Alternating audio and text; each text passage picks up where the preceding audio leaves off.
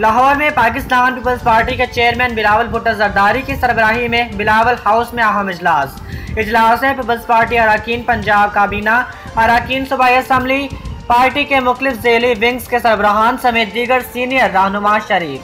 Chairman Bilawal Bhutto Zardari ने Pakistan peoples party Punjab के रहनुमाओं का सूबे की सियासी सूरत हाल पर राय का इजहार किया। इजलास के शुरका ने अपोजिशन को मुत्तहिद करने के हवाले से चेयरमैन बिलावल भुट्टो जरदारी की काविशों को सराहा। इजलास में पाकिस्तान पीपल्स पार्टी को पंजाब भर में सियासी तौर पर मजीद फाल करने का फैसला।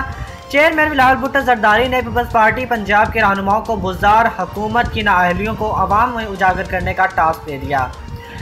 पाकिस्तान पीपल्स पार्टी पंजाब के कारकुनान घर जा जाकर अवाम को पीटीआई हुकूमत की नाअहलियों से आगाह करें। चेयरमैन बिलावल भुट्टो जरदारी। पंजाब में पीटीआई हुकूमत अवामी मसाइल के हल में नाकाम हो चुकी है। वबा के दिनों में शोबा सेहत में पंजाब हुकूमत की नाकामी ने अवाम की ज़िंदगी को खतरे में डाला है। बिलावल भुट्टो जरदारी।